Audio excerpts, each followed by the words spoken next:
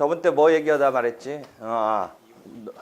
위법 수집 증거 뭐 이런 얘기 하려다가 이제 녹음 테이프를 대화를 부지 중에 떠가지고 소송 자료, 증거 자료로 이용하려고 했던 사안인데 형사 사건에서는 큰 틀에서 위법 수집된 증거에 대해서 증거 능력을 제한하는 입장인데 반해서 민사소송은 학설의 입장에서는 민사소송에서도 위법하게 수집된 증거에 대해서는 증거 능력을 부정해야 되지 않느냐의 입장이 등장하고 있지만 현재 실무는 무단 녹음된 녹음 테이프의 증거 능력에 대해서 부정하고 있지 않다야. 물론 형사소송에서도 이번 신문에 등장하고 있는 뭐 녹음 떠서 어떻게 했다라는 거 나오듯이 형사사건에서도 그 통신비밀보호법인가가 있어가지고 완전히 타인 간에 녹음 뜬 거는 처벌받고 형사적으로 문제되는데 자기와 상대방 간의 녹음은 일단 그 통신비밀보호법의 대상이 안 되기 때문에 아마 형사소송에서도 자기가 상대방하고 녹음 뜬 것에 대해서는 증거 능력이 있냐 없냐에서 그 부분은 사람마다 조금은 어떤 상황인지까지를 봐야 되는데 부정하고 있지 않는 것 같아요. 그러니까 녹음 테이프 자체는 형사소송에서도 증거로 많이 등장하는 것 같아요. 본인 동의 없이 무단히 뜬 녹음 테이프라도. 하여튼 그렇지만 일반론으로는 위법 수집된 증거에 대해서 형사소송에서는 엄격히 규제를 하는 것인데 반해서 민사소송에서는 증거 능력이 부정되고 있지 않다. 그 위법 수집에 의해서 막 더 확대된 게 형사소송에서는 독수, 독가의 이론 같은 것까지를 내가 언뜻 지나가면서 얘기했는데 그냥 녹음된 녹음 테이프가 그럼 위법하냐 했을 때 통신 비밀 뭐 보호법인가 그런 쪽에 보면 제3자 사이의 녹음은 위법하지만 그렇지 않은 경우 자기와 반대 당사자 간의 경우는 그 규정에 적용이 없는 것으로 봐서 아마 형사소송에서도 녹음 테이프 부분에 있어서는 그 부분에서 증거 능력을 인정하는 것 같다. 다시 돌아와서 민사사건은 녹음 테이프 포함해서 무단 녹음 테이프 포함해서 위법하게 채집된 증거라고 해서 이런 자의 증거 능력이 부정되느냐 보면서 형사소송과는 달리 민사소송에서는 증거 능력이 부정되고 있지는 않다까지 정리하면 돼. 그 예로서 녹음 테이프는 를 이야기했는데 다시 돌아가서 형사소송에서는 최근에 신문에 나오듯이 곧잘 형사소송에서도 증거로서 녹음 테이프가 쓰이고 있는 것 같아. 그래서 형사소송에서도 그 부분에 있어서는 통신비밀보호법 등과 관련해서 나중에 아마 배우게 될 거야. 근데 현재 녹음 테이프 같은 거는 쓰이는 게 비일비재하는 것 같은데 다시 돌아와서 그런 녹음 테이프에 담긴 두 사람 간의 대화가 어떻게 증거 조사가 될 거냐라고 했을 때 민사소송에서 무단 녹음된 녹음 테이프라도 증거 능력을 부정하지 아니하고 나아가서 그럼 증거 조사를 어떻게 하느냐라고 했을 때 판례를 보면 증거 능력을 부정하지 않고 판단자인 법관의 자유심증에 의해서 어떤 사실을 확정하기 위한 자료로 쓰이는데 위법하다라고 해서 배제하지 아니하고 형사소송에서는 위법 수집 증거에 대해서 배제 법칙이 작동하지만 민사소송에서는 법관의 심증에 의해서 뭔가 심증에 있어서 이게 위법 수집됐으면 심증을 안 가질 수는 있지만 무조건 이건 증거의 영역으로 갖고 들어올 수 없다라고 배제하고 있지는 않다라는 거지. 그 다음에 그럼 증거조사를 어떻게 하느냐라고 했을 때 녹음 테이프의 경우는 저번 때 그 밖의 증거조사로서 어쩌고저쩌고 얘기했지만 판례의 지금 입장은 검증의 방법에 의한다. 검증의 방법에 의한다야. 그러니까 그 검증이라는 게 뭐라고 그랬어? 어떤 유체물에 대해서 사람의 감각을 동원해서 판단의 자료를 취득하는 건데 그러면 녹음 테이프를 하는 유체물을 우리가 판단의 감각에 의해서 하려면 어떻게 해야 되겠어? 거기에 담긴 정보를 그 테이프라는 유체물을 검증한다라는 방법은 뭐겠어? 어떻게 하는 거야? 그치? 그 녹음 테이프를 걸어놓고 소리를 듣는 거야. 그러니까 법정에서 이렇게 들어야 돼, 판단자인 법관이. 근데 그렇게 듣고 나서도 이게 나중에 찬찬히 생각하려면 또는 그 듣는데 상당히 시간이 걸리기도 하니까 보통은 뭐가 제출돼? 녹취록이 제출되는가? 근데 녹취록은 사실은 아니잖아. 그 녹취록에 담긴 거는 서면으로 그 테이프에 담긴 대화를 풀어 쓴 거니까 사실은 아니지. 그렇지만 원래 검증은 그것을 녹음 테이프를 걸어놓고 듣는 거다. 그렇게 증거조사를 하는 거야. 그렇지만 대부분 녹취서가 들어가지. 그러니까 녹취서가 그 테이프에 담긴 정보를 적어내는 것으로 해서 하는 건데 사실은 그렇다고 서증 조사하는 것은 아니라는 거지. 검증의 방법으로 한다라는 거지. 그래서 그런 얘기까지 다시 조금 이야기하고요. 그러면 챕터 첫 번째 보면 증거법의 8-1부터 보면 증거라는 용어의 다양성, 증거 방법, 증거 자료, 증거 원인 이런 얘기가 막 등장하는데 구사할 수 있어야 돼요. 사실은 뭐 일반 사람들이 뭐 이렇게 뭐 세세하게 따지는 뭐 이런 개념을 알 수는 없지만 우리는 따져야겠죠. 증거 방법은 그 5가지의 또는 6가지의 증인, 감정인, 당사자 본인, 서증, 검증, 그 밖의 증거 이런 것 등을 증거 방법이라고 하는 거예요. 그 다음에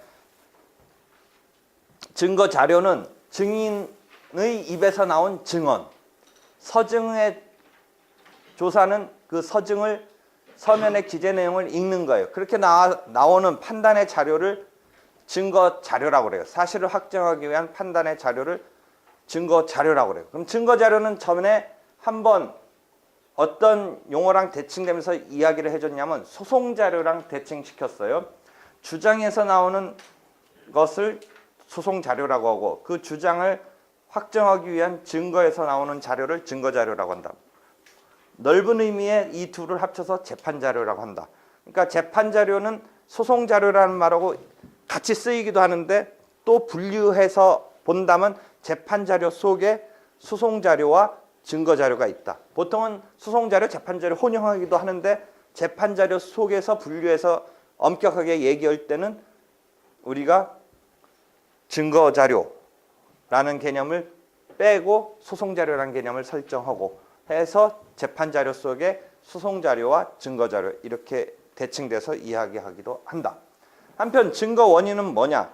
법관의 심증의 원인이 되는 거니까 증거 조사해서 나타난 취득할 수 있는 판단을 할 수 있는 증거 자료 플러스 법관의 심증을 형성할 때는 증거 조사한 결과만 갖고 하느냐 플러스 변론의 전체의 취지까지를 감안해서 법관의 심증 형성의 원인이 된다. 그러니까 증거 원인 속에는 증거 자료 플러스 변론 전체의 취지까지도 포함한다 라고 이해하면 되죠. 한편 또 다른 각도에서 증거의 종류에서 직접 증거와 간접 증거라는 용어가 나오는데 저번 때 이야기했죠. 요건 사실, 주요 사실을 간접 사실에 대칭돼서 이야기하면서 그 주요 사실, 요건 사실을 직접 사실을 뒷받침해 주는 증거가 직접 증거고 그래서 직접 증거가 있으면 딱 좋을 뻔한데 직접 증거가 없으면 간접 사실을 간접 증거에 의해서 인정받으면서 주요 사실의 추인의 심증에 따른 추인의 루트를 통해서 주요 사실을 입증하는 이런 루트를 설명한 바가 있죠. 그때 직접 증거, 간접 증거. 즉 직접 증거는 직접 사실에 뒷받침하는 증거. 간접 사실을 뒷받침하는 증거가 간접 증거가 되는 거죠. 그 다음에 본증과 반증은 둘 다 증명이라는 말을 용어에 쓰고 있지만 증명 책임을 지는 자가 하는 것을 본증이라고 하고 반대쪽 당사자가 하는 것을 반증이라고 하는데 반증은 본증과 달리 반대 측에서 그걸 깨트리는 정도, 헷갈리게 하는 정도의 증명의 농도면 되는 거예요. 그러니까 증명 책임을 지는 자는 고도의 개연성이 있다는 확신에 이를 정도로 판단자한테 그런 심증을 형성시켜야 되는데 반증은 그걸 살짝 건드려서 무너뜨리기만 하면 되지 똑같은 농도로 왕창 똑같이 고도의 개연성이 있다라고 뒤집는 얘기, 반대 얘기를 그렇게 증명할 필요는 없는 거예요. 그래서 본증과 반증의 개념이 있는데, 반증은 그 사실의 존재에 대해서 법관에게 의심을 품게 하여 진위 불명의 상태로 내몰기만 하면 그것으로 목적을 달성한다. 이렇게 돼 있어요. 반증에는 이제 직접 반증과 간접 반증이 있다는데, 이건 앞에서 우리가 직접 사실에 대한 직접 증거, 간접 사실에 대한 간접 증거를 반증에다 또 플러스 한 거예요. 간접 반증에 얘가 뭐가 있었어요?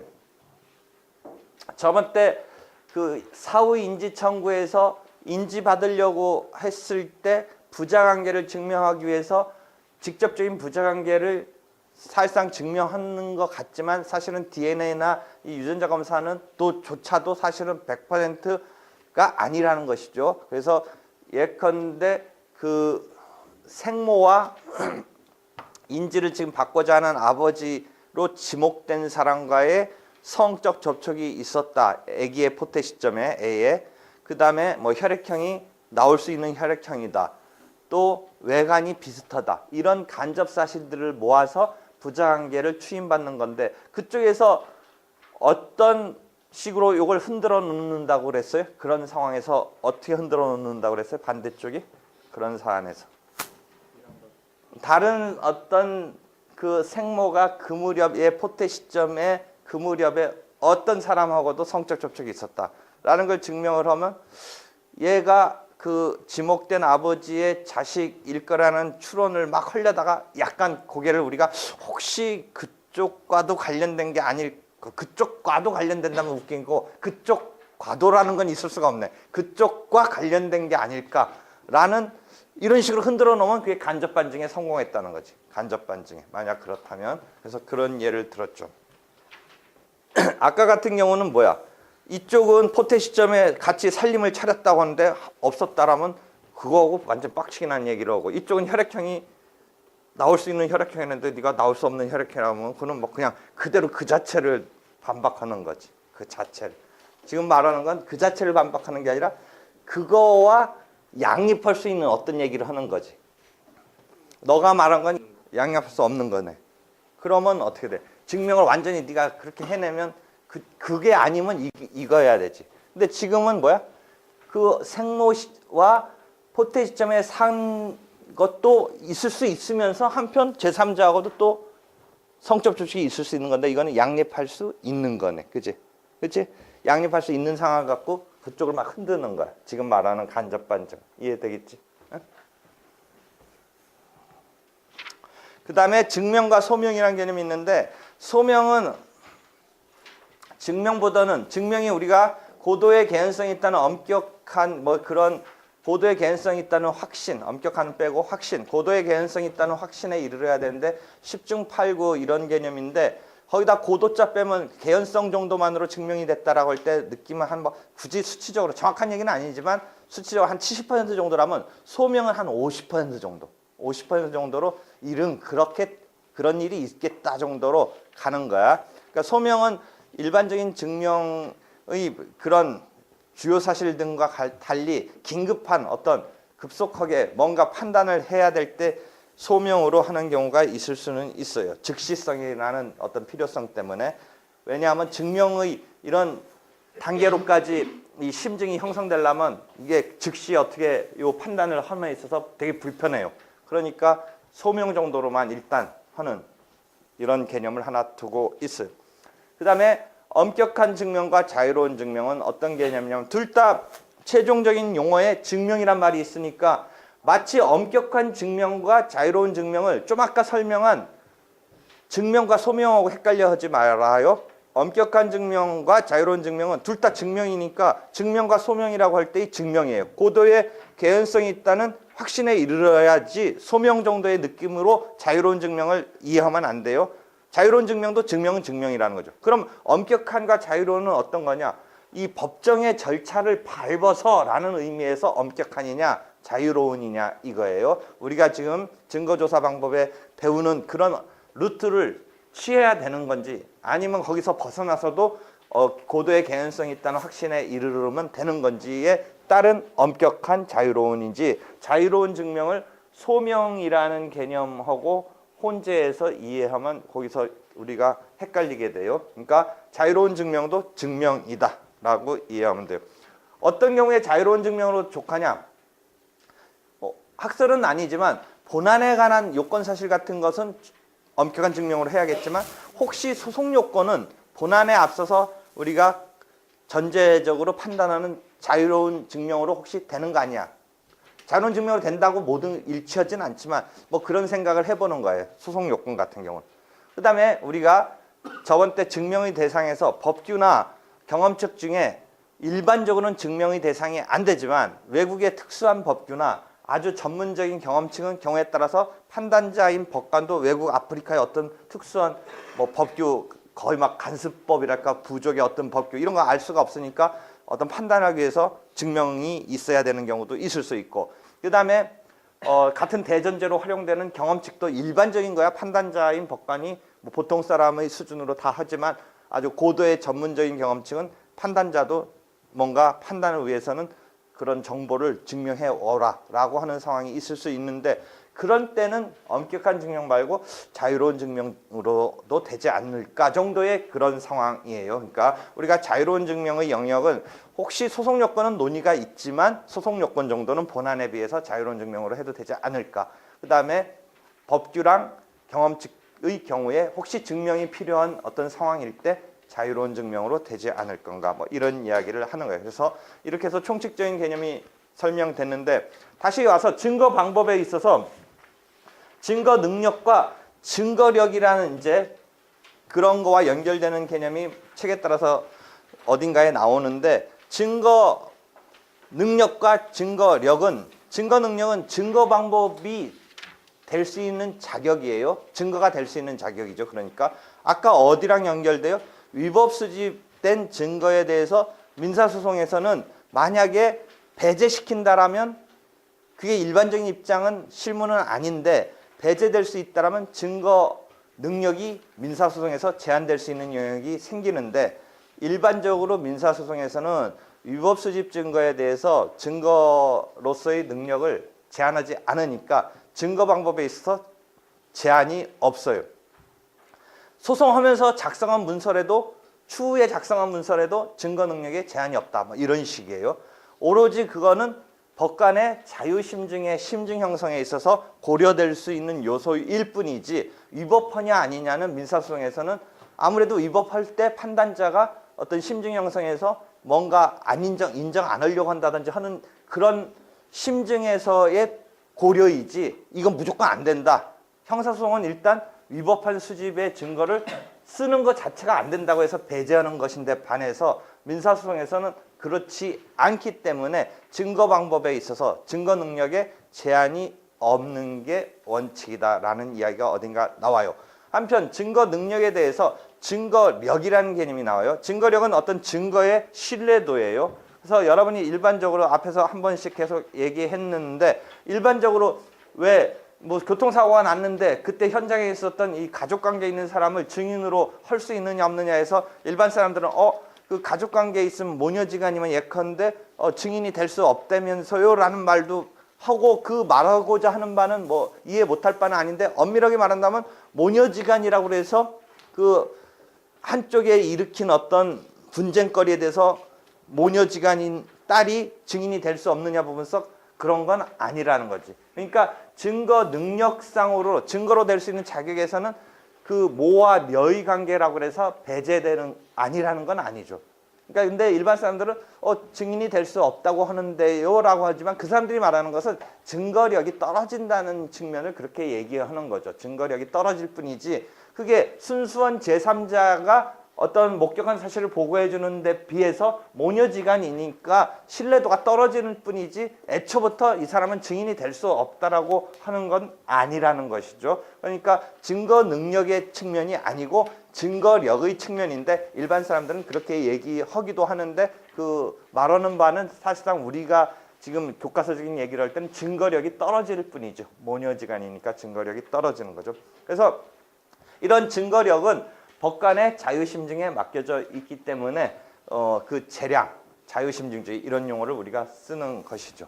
물론 법관이라고 해서 마음대로 판단하면 안 되죠. 논리적 경험칙, 뭐 헌법의 정신에 의해서 양심에 따라서 하는 것이고, 그건 헌법적인 어떤 정신이고, 그 다음에 어떤 이 실제 재판적인 기준에 의한다면 논리적 경험칙에 의해서 판단을 하는 것이죠. 그래서 아까 말한 증거 원인으로서의 이제 심증 형성의 원인, 뭐 이 증거 원인, 뭐 이야기를 하는데, 증거에서 나타난 자료를 가지고 그 다음에 변론 전체의 취지. 변론 전체의 취지라는 건 어떤 느낌이겠어요? 변론에서 등장하는 증인의 어떤 이 진술 태도, 증언 태도.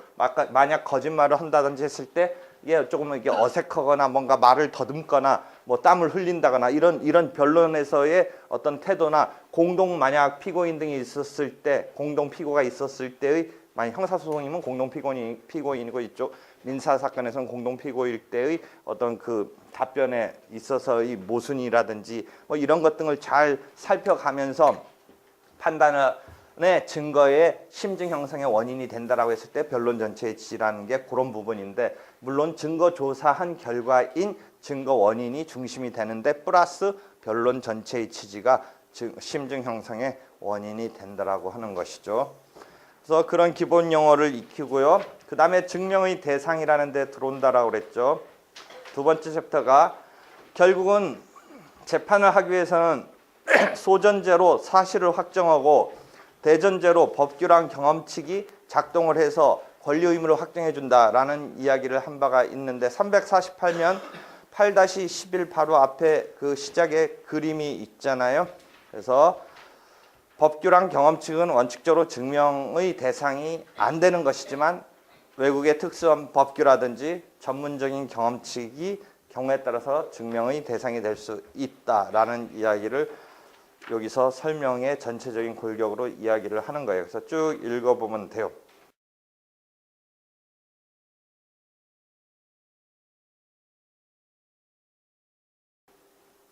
한편 챕터가 바뀌어서 그럼 법규랑 경험칙을 탈락시키고 사실을 끌고 와서 이제 챕터 3에서 사실이라는 것이 증명의 대상이 되는데, 한편 증명의 대상이 되는 사실 중에 불요증 사실이라는 것을 배우기 시작하는 거예요. 우리가 288조 자백된 사실이 대표적인 불요증 사실이죠. 한편 현저한 사실, 불요증 사실이죠. 그러면 자백과 현저한 사실이 불요증 사실이라고 두 가지 축으로서 우리가 이야기하는데, 물론 중요성은 자백이 더 큰데 그 취지는 틀려요. 불요증으로 한 취지는, 현저한 사실은 왜 불요증으로 했냐면 굳이 증명하지 않더라도 그 객관적인 진실이 보장될 수 있기 때문에, 현저하기 때문에 그렇게 불요증으로 하고 있는 거예요. 반면 자백은 변론주의라는 민사소송의 틀에서 나오는 원리로서 불요증으로 하고 있어요. 그러면 우리가 변론주의의 첫 번째, 두 번째, 세 번째 명제를 앞에서부터 했는데, 변론주의 첫 번째 명제가 주장 책임이에요. 변론주의 두 번째 명제가 이 자백의 구속력이에요. 변론주의 세 번째 명제가 증거조사는 법원이 직권적으로 하는 건 보충적이고 당사자에 의해서 신청된 증거에 의해서 주도적으로 되는 것이다. 이런 변론주의가 결국 사적 자치라는 실체법에서의 사적 자치가 소송에서 분쟁화됐을 때도 그렇게 사적 자치가 반영돼서 나타나는 원리인데, 그러니까 주장 책임이라고 해서 당사자가 주장을 펼친 것에 바탕을 둔 싸움이어야 되지, 그래서 그것에 따른 판단을 내려주는 것이지, 당사자가 주장하지 아니한 것은 이 판단의 측면으로 들어오지 못한다라는 게 변론주의의 첫 번째 명제고, 변론주의 두 번째 명제는 당사자가 그것에 대해서 다투지 아니한다라면 굳이 더 증거에 의해서 객관적인 어떤 사실을 확정할 이런 상황으로 갈 필요가 없다라는 두 번째 원리가 변론주의의 두 번째 명제로서 나타나는 것이고, 그게 자백 요 부분서 연결이 되는 거예요. 그래서 자백이 불요증 사실인 것은 변론주의의 두 번째 원리에서 나오는 거고, 테마에서 나오는 거고, 그 다음에 현저한 사실인 것은 변론주의에서 나오는 게 아니라 그 자체가 객관적인 사실로서 담보되어 있기 때문에, 현저하기 때문에 나오는 원리예요. 그럼 이게 무슨 차이냐? 여러분이 내가 에피소드 같이 얘기한 것 중에 하나 행정소송을 얘기했고 저번 때 이혼소송을 한번 조금 도입적인 얘기를 했는데 그런 넓은 의미의 소송 속에 행정소송과 이런 가사소송은 직권주의적인 요소가 커요. 직권주의적인. 그럼 직권주의적인 요소와 대비되는 게 당사자주의적인 건데 순수한 민사소송은 사적 자치의 재산권의 자기 처분의 자유, 사적 자치, 뭐 소유권 존중 이런 것이 그대로 소송에 반영돼서 개인에게 맡겨져 있지만 행정소송이나 가사소송은 함부로 개인한테 모든 걸 맡겨서 처리하게끔 해줄 수가 없는 그래서 원리로서 법원이 상당히 당사자한테 맡기지 못한 채 직권으로 이렇게 처리해주는 이런 요소의 성격이 강한데 그러면 여기 와서 보면 자백 같은 것은 변론주의적인 요소에서 나타나는 원리니까 행정소송이나 가사소송은 함부로 변론주의의 틀이 아닌 직권주의적인 변론주의와 대칭되는 직권주의적인 요소를 굳이 말한다면 직권탐지주의인데 그런 직권탐지주의적인 원리가 지배하는 가사소송이나 행정소송 등에서는 자백 같은 구속력이 인정되는 쪽일 것 같아요? 아닌 쪽일 것 같아요? 안 되겠죠. 왜? 가사소송이나 행정소송은 당사자끼리 오케이 한다고 이게 어떤 행정소송은 공익적인 측면도 있고 가사소송은 뭔가 이 개인한테 마음대로 다 맡기지 못하는 그런 부분이 있기 때문에 이 자백이라는 부분에서 맞아떨어지지가 않는 거예요. 그래서 행정소송이나 가사소송은 자백적인 부분서 순수한 민사사건과 좀 달라요. 이런 게 또 어디서 다르겠어요? 지금 주장에서의 변론주의 말고 그 상위 개념 청구나 신청 단계에서 나타나는 원리가 뭐예요? 변론주의하고 마찬가지의 그 도입에서 청구나 신청 단계에서 당사자한테 맡겨져 있는 원리를 뭐라고 그래요? 처분권주의라고 하죠. 그러니까 처분권주의에서도 가사소송이나 행정소송은 어떻게 했어요? 순수한 민사소송은 처분권주의가 작동하는 것인데 반해서 가사소송이나 행정소송은 그런 원리가 후퇴한단 말이죠. 직권적인 그런 원리가 작동하지 당사자한테 맡겨져 있지 않단 말이죠. 그러면 청구의 폭이 일라, 재판상 화해 이런 게 처분권주의 영역에서 순수 민사사건이 아니고 가사소송이나 행정소송에서는 그런 원리가 후퇴하게 되죠. 그러니까 예컨대 행정소송에서는 최근에 화해 같은 것을 인정하려고 하는데 함부로 청구 폭이 일라 이런 것 등은 또는 재판상 화해 같은 경우는 순수한 민사사건에 비해서 함부로 인정될 수 없는 그런 것이죠. 다만 처분권주의가 작동하는 원리 중에 하나인 소에 취하는 가사소송이나 행정소송이나 가사소송도 소에 취하는 자유스럽게 할 수 있다라고 하지만 청구 포기 일락이나 재판상 화해는 거기에 대해서 완벽하게 순수한 민사사건처럼 자유롭게 할 수 있다라는 데 대해서는 그렇지 않다라고 보는 거죠. 그래서 처분권주의 영역 또는 변론주의 영역에서 행정소송이나 가사소송은 일정한 제한을 받는데 여기 그 이야기를 끌고 와서 여기에다가 매치를 시키면 자백의 경우는 변론주의가 작동하는 이런 두 번째 명제에서 나오는 것이니까 행정소송이나 가사소송은 재판상 자백이란 이런 개념이 인정되기 어려운 소송이죠. 반면 같은 불요증이라도 현저한 사실이 불요증인 것은 변론주의의 바탕을 둔 불요증이 아니기 때문에 현저한 사실을 불요증으로 하는 것은 가사소송, 행정소송, 즉 행정소송, 가사소송이냐 순수한 민사소송이냐와 상관없이 불요증인 것이죠. 그러니까 원리가 현저한 사실은 민사사건이냐 행정사건이냐 가사사건이냐와 상관없는 불요증의 원리이고 자백은 민사사건에서의 작동하는 원리고 행정소송이나 가사소송은 자백의 경우는 작동하는 데 있어서 그렇지 않다라고 보는 거죠. 물론 최근에 행정소송에서도 화해 같은 것의 개념을 도입하려고 그러는 거예요. 그렇죠? 그러니까 그건 생각해보면 돼요. 행정소송 같은 경우에 뭐 운전면허 같은 거 막 취소소송 막 다투고 세금 부과 처분해서 막 다투는데 당사자끼리 뭐 자백하고 해가지고 그게 해결될 수 있는 것으로 가면 좀 황당하잖아요. 뭐 그 잘못한 거에 대해서 잘못 안 했다라고 우기니까 그쪽 피고 측 행정부 측이 와가지고 소송 수행자가 그래 잘못 안 했는 거 잘못 안 했다고 인정하고 그럼 세금 안 내준다고 막 자기네끼리 세금 내냐 마냐 막 싸우다가 그렇게 해서 끝나버리면 황당하잖아요. 응?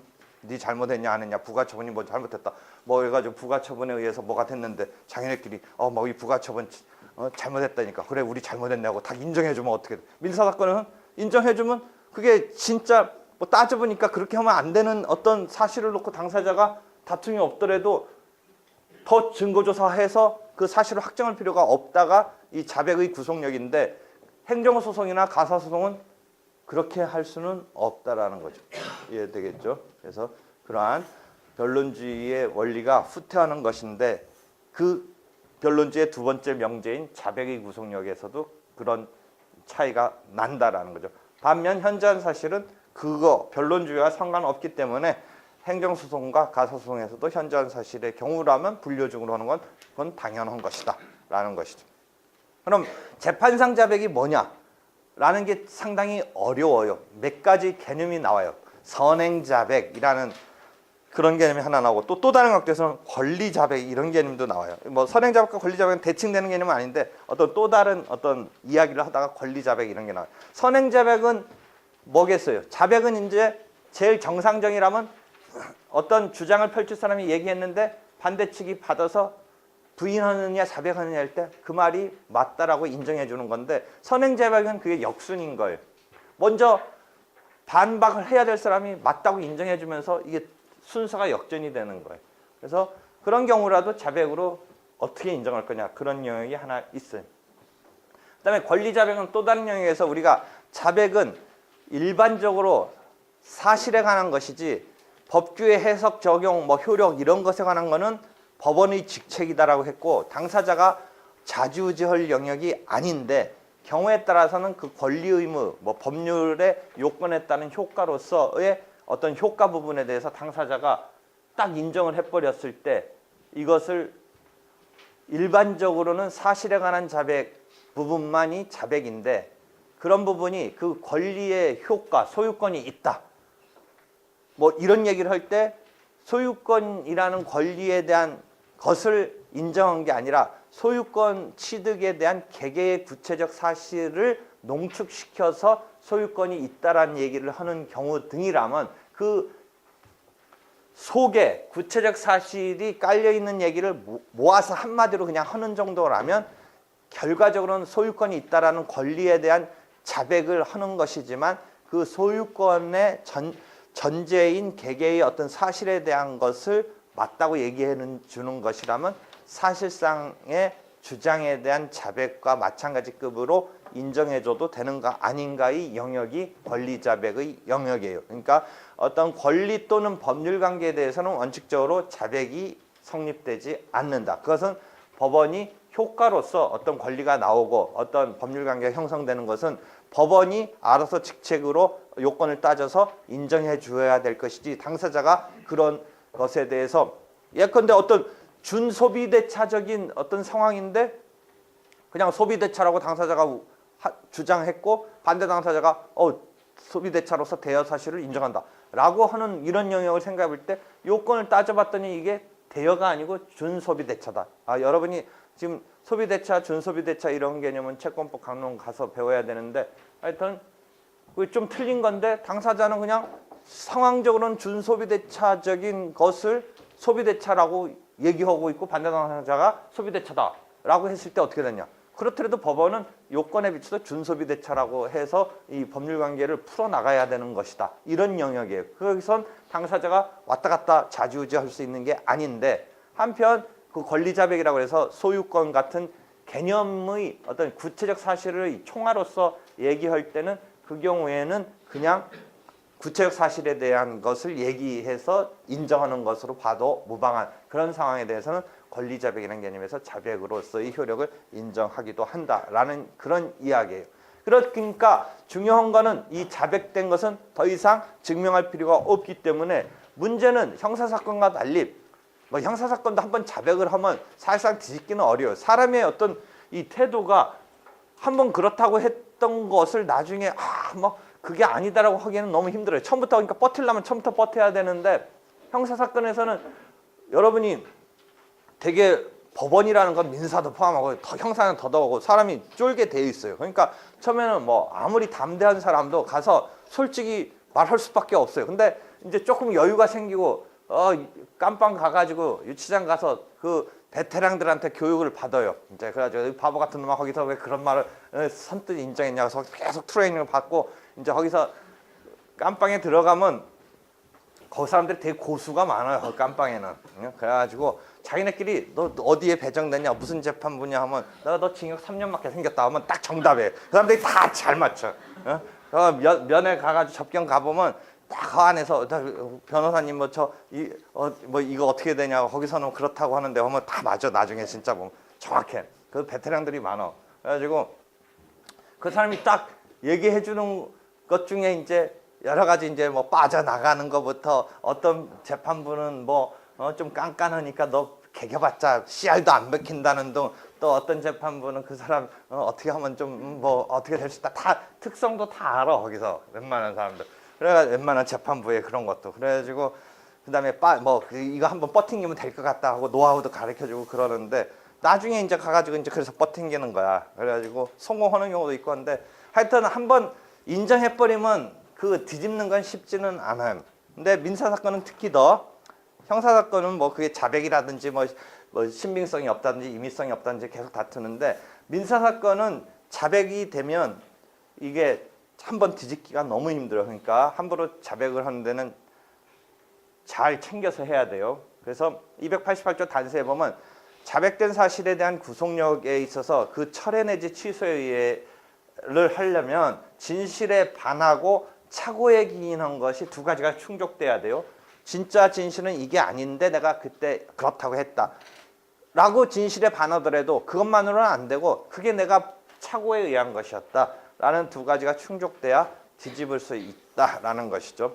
반면 이 자백 중에는 자백 간주라는 개념까지 포함해서 우리가 자백으로 보는데 진짜 재판상 자백은 네 이야기가 뭐라고 펼치는 주장에 대해서 그런 사실이 있다라고 해주는 것인데 반해서 자백 간주라는 개념을 150조에서 설명한 바가 있는데 자백 간주는 재판상 자백과는 달리 어떻다라고 그랬어요?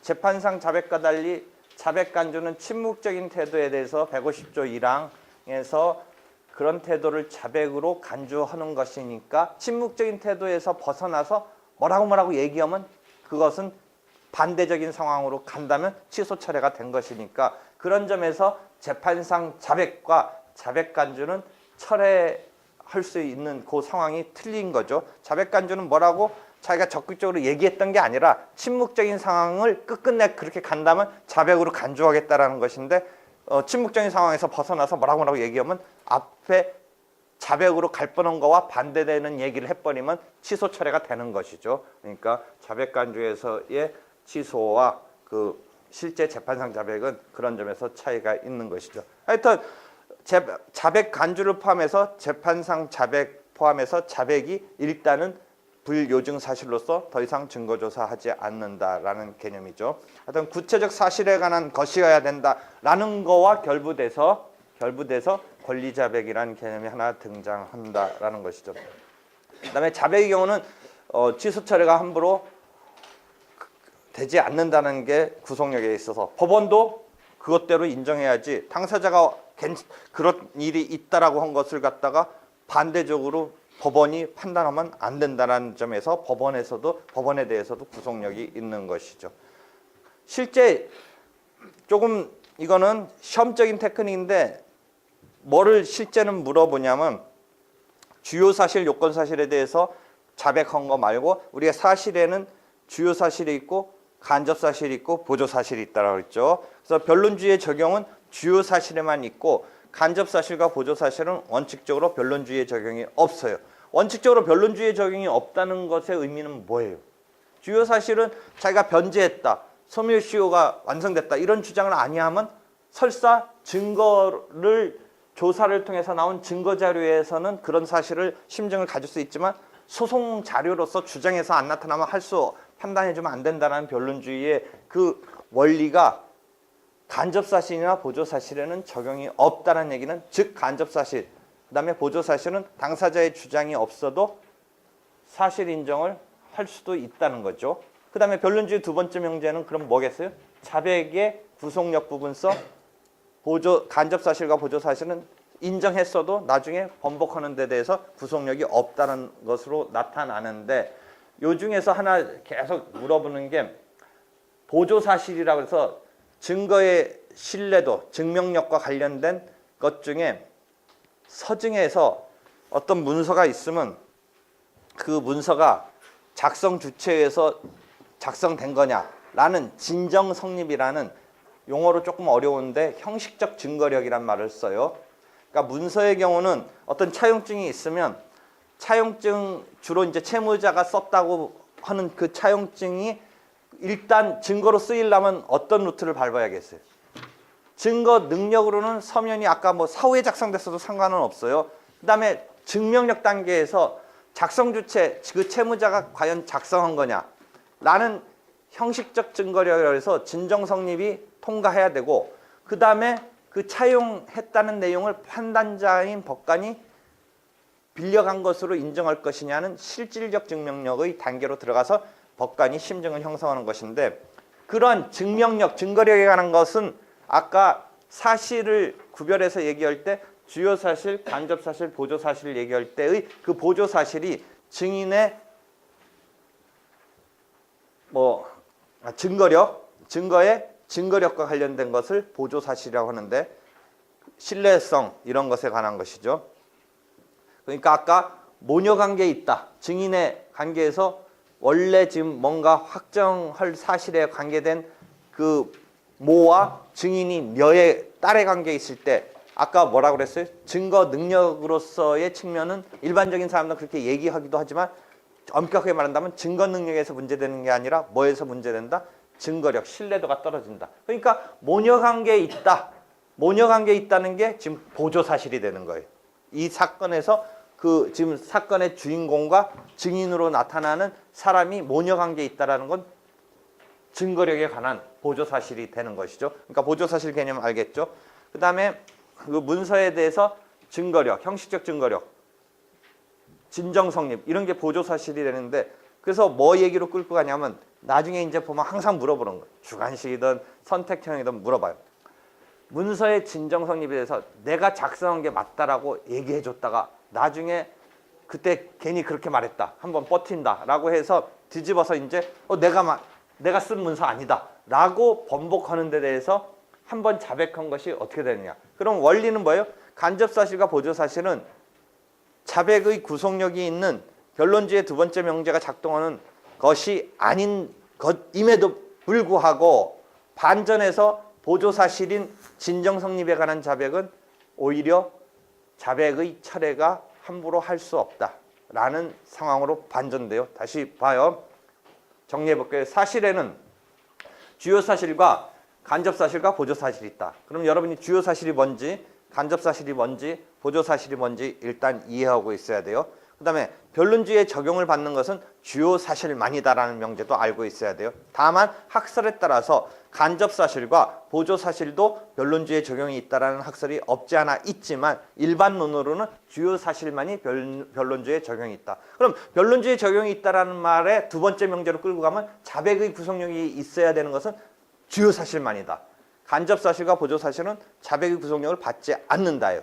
한편 보조 사실 가운데 문서의 진정 성립에 관한 것은 보조 사실인데도 불구하고 자백의 철회를 함부로 할 수 없다로 가는 거예요. 반전돼서.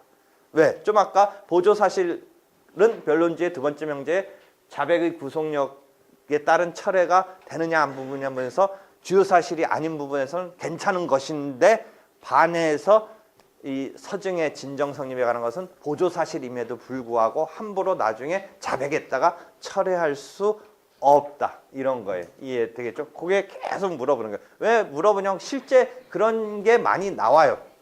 그러니까 함부로 주요 사실의 경우는 자백을 했다가 나중에 번복하면 안 된다라는 것은 뭐 어느 정도 다 인식하고 있는데 이 자기가 작성한 문서, 이제 어떤 작성 주체가 그 문서를 작성했느냐가 형식적 증거력이고 그 다음 단계가 그 내용을 가지고 우리가 이제 판단의 사실 인정의 판단의 자료로 끌어 쓰는 것을 실질적 증거력이라고 하는데 그 부분에 있어서 자기가 작성한 거 맞다라고 했다가 나중에 나 그런 거 작성한 바 없다라고 함부로 번복할 수 있느냐 보면서 실제 소송에서 안 된다라는 거죠. 그래서 그런 것을 이해하면 돼요. 그래서 여기까지 정리를 하고요. 그래서 자백에 대한 얘기가 쭉 되고 있고, 그다음에 현저한 사실에 대한 것으로 가면 그 사이에 자백 간주는 이미 설명해 봤고요. 현저한 사실은 공지의 사실과 직무상 법원에 이제 현저한 사실로서 또 속으로 나뉘는데, 공지의 사실은 이미 다 드러난 거예요. 이미 다 드러났어요. 뭐 예컨대 옛날에 뭐 보면 등기 같은 거 막 소유권 다툼이 있는데 막 일제시대 때 이름하고 지금 이름하고 창씨개명 한 적이 있어가지고 안 맞는 거예요. 그래서 자기가 소유자냐 아니냐 막 이런 거 싸우는데, 그때 당시에 창씨개명이 있어가지고 이게 일본식 이름으로서 동일인이다 막 이런 거가 막 싸움이 되는 거예요. 이게 원래 동일인이 아니냐. 그랬을 때 적어도 창씨개명이 있었다는 것까지를 뭐 굳이 증명할 필요는 없다는 거죠. 그때 기준으로. 뭐 누구나 다 우리가 알고 있었던 뭐 그런 거라면, 뭐 최근 입장으로 보면 뭐 혹시 뭐가 뭐 큰 뉴스거리가 됐던 사건 이런 것들은 뭐 굳이 우리가 증명할 필요가 없겠죠. 그런 공지의 사실이요. 그다음에 직무상으로 우리가 판단자인 법관이 법원에 이제 직무상 취득한 사실이에요. 현저한 사실. 그런 것도 이제 법원의 현저한 사실로서 이제 불요증으로 하는 거죠. 다만 법원이라는 사람이, 판사가 우연히 출근하다가 교통사고 목격했는데 하필이면 그 목격한 사건을 갖고 자기가 배당이 됐다고 하면, 그 경우는 자기가 봤기 때문에 저놈이 잘못해서 이놈 친 거 뻔히 봤다 라고 했을 때 그게 현저한 사실이냐? 그건 법관의 사적인 취득한 지식이지 정보지, 그거는 판단자 입장에서는 뻔한 거지. 자기가 봤어. 뻔히 잘못한 거 봤어. 그렇지만 그건 법원의 현저한 사실이 아니라는 거죠. 그런 경우는. 그거는 사적인 취득한 정보죠. 그래서 공지의 사실과 법원의 현저한 사실 등이 이제 불요증으로 되는데, 법원의 현저한 사실 중에 그 현저하다는 의미가 뭐냐라는 게 한번 문제가 됐는데, 8-26의 각주를 보면 그게 전원합의체 판결이기 때문에 얘기해 줄게요. 그 손해배상에 있어서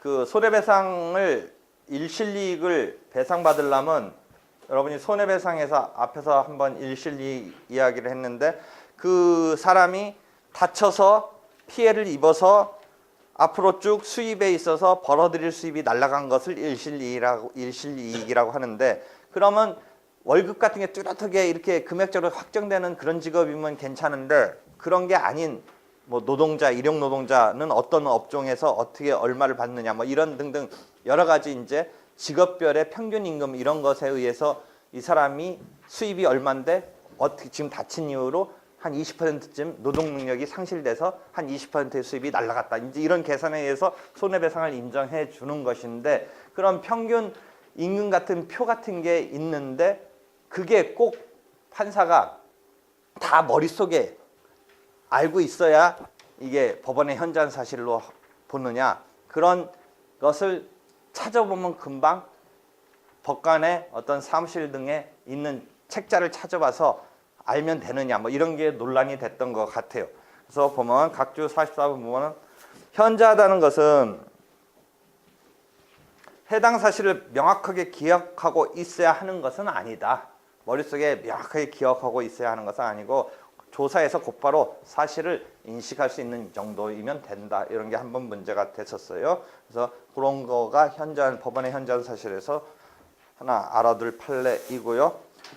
그 다음에 법률상 추정되는 것은 불요증이라기보다는 법률상 A로부터 B로 추정하는 것이지, 곧바로 그것을 그냥 넓은 의미에서는 불요증이 되죠. 결과적으로 A로부터 B가 추정되니까 B를 직접 증명할 필요가 없다는 측면에서는 불요증적인 것은 있지만 뭐 또 다른 개념이라는 것이죠. 그래서 A라는 것으로부터 B로 추정된다. 여러분 민법을 보면 뭐예요? 20년간 점유 취득 시효를 주장하려면 소유했어야 되는데, 계속 특정한 어떤 시점에서 특정한 어떤 시점에 점유가 인정되면 그 사이에도 특별한 사정이 없다면 점유가 계속된 것으로 본다, 추정한다. 법률상 추정이라는 것은 대칭되는 개념은 사실상 추정이라는 개념이 대칭되는 거예요. 그러면 법관의 아까 말한 자유심증주의 열대의 심증이 사실상 추정을 쓰는 거예요.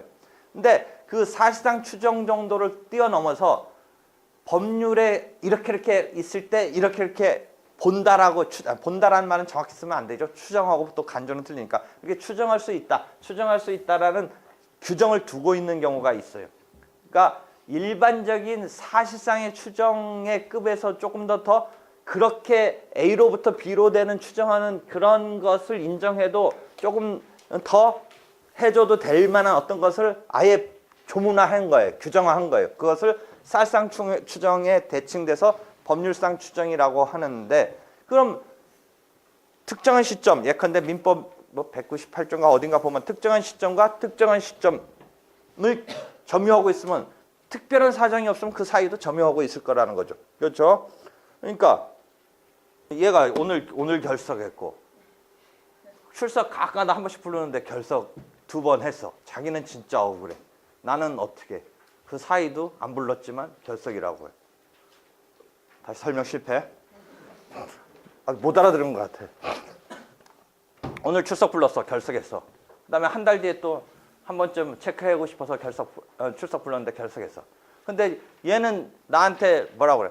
재수 되게 없어. 나 한 번 안 올 때만 딱 한다는 거야. 사이에는 실제 왔대. 근데 나는 그 사이도 너 못 믿겠다, 야. 그죠? 그러면 그 정도 몰고 가면 그 사이에 왔다라는 것을 노트 필기라든지 자기가 이 수업에서 어떤 누군가 특징적인 행동을 함으로써 현장에 있었다는 것을 나타내서 특별한 자기가 있었다는 것을 나타내지 않으면 다 설명이 실패했는데, 하여튼 20년간 그 사이에 소유권이 점유가 어딘가 안 하고 있었다는 것을 특별히 밝히지 않는 이상은 점유가 계속된 것을 본다. 뭐 이런 식의 그런 규정이 법률상 추정이라는 거죠. 그러니까 그것을 부정하고 싶은 사람은 뭐야? 내가 말도 안 되는 소리 했지만 가끔가다 출석 한번 불렀을 때 없었기 때문에 그 사이도 넌 결석이다라고 했을 때 그 깝깝한 자기가 어떻게 해야 돼? 그날 사이에 있었던 날 아까 말했던 바대로 여기 현장의 수업에 참가했다는 것을 나타내기 위한 그 반대의 증명을 해서 그러한 법률상 추정은 사실상 추정과 대칭되는 개념인데, 자유심증에 있어서의 심증 형성에 있어서 사실상 추정이 루트로 쓰이고 그 추정함에 있어서 사실상 추정이라는 그게 루트로 쓰이는 건데, 사실상 추정 중에 그런 추정 루트를 좀 더 그런 A가 있으면 그런 B로서 추정함에 있어서 그런 경로가 그렇게 흐름의 경로가 조금 더 막 그러리라고 하는 단계에 그게 좀 더 큰 것을 이릉의 추정이라고 그래. 사실상 추정 중에 그러니까 느낌 오겠어? 이릉이란 말 우리가 잘 법률에서만 쓰고 일반 사람들은 잘 안 쓸 거야. 근데 이 법률가들은 이 평소 대화에도 이릉 그렇다, 뭐 이릉 그렇다 이런 말을 써. 이릉이란 말을 우리 일반 사람이 쓰면 잘 이상할까? 다른 말로 바꾸면 어느 정도의 어감으로 바꿔서 쓸 수 있어. 일단 뭐 이런 정도? 일단 조금 근데 뉘앙스는 조금 약해. 일단 이릉. 그러니까 이릉의 추정은 뭐야? A로부터 B라는 추정을 사실상 추정은 뭐야?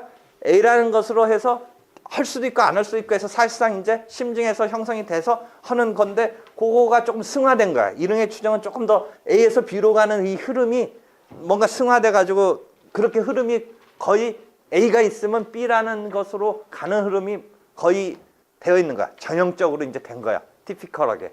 그랬을 때 그걸 이릉의 추정이라고 그래. 그것을 조금 더 이제 아예 법률의 규정에 못 박아 놓은 걸 법률상 추정이라고 하는 거야.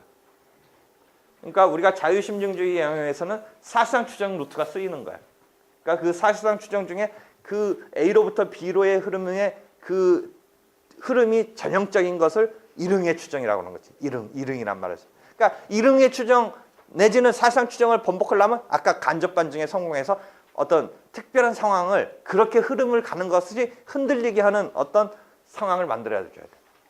반면 법률상 추정은 A라는 사실이 있으면 B라는 사실로 추정된다니까 법률상 추정 끝까지 가면 오히려 입증 책임을 지는 자는 B라는 조금 증명하기가 곧바로 증명하기가 어려운 것을 피해서 A라는 것 사실을 증명해서 A라는 간접 사실을 가지고 지금 주요 사실로서 직접 사실로서의 그 B라는 사실을 직접 증명하는 건 상당히 힘드니까 A라는 간접 사실을 증명해서 이 추정의 루트를 활용해서 그것을 증명 주제를 선택한다라고 그래. 증명 책임을 지는 자는 경우에 따라서 자기가 직접 사실로서의 주요 사실의 B를 증명하는 게 만만치가 않으니까 A라는 사실을 증명해서 B라는 사실의 추정 루트를 이용하는 거야. 그게 조문화되어 있는 게 법률상 추정이야. 그런 어떤 그러니까 법률상 추정에 걸려버리면 증명 책임을 지는 자는 A를 증명함으로써 B를 추정받을 수 있기 때문에 거꾸로 증명 책임을 원래는 안 졌던 B가 이제 깝깝해져서 어떻게 해야 돼? B가 아니다라고 해서 증명 책임이 전환되는 효과가 나와. 원래는 X라는 사람 내지는 갑이라는 사람이 B라는 사실을 갑이라는 사람이 자기 주장을 자기 권리를 인정받기 위해서는 B라는 사실이 요건 사실로 필요한데 이 B라는 요건 사실을 증명하는 게 만만치 않기 때문에 A라는 간접 사실을 갖고 이렇게 법률상 추정의 등 이릉의 추정 등에 의해서 B라는 사실을 조금 증명 주제를 선택한다는 건데 조금 자기가 편하달까 쉽게 이렇게 도달하려고 하는 상황에서 반대편은 만약 법률상 추정에 의해서 B가 지금 추정될 뻔하니까 오히려 B가 아니라는 것을 을이 증명해야 되는 상황에 내몰리게 돼. 그래서 그게 입증 책임이 전환되는 상황 비슷한 이런 상황이 되고 그것을 반대 사실의 증명이라고 그래. 이때 반대 사실은 뭐야? B 여집합.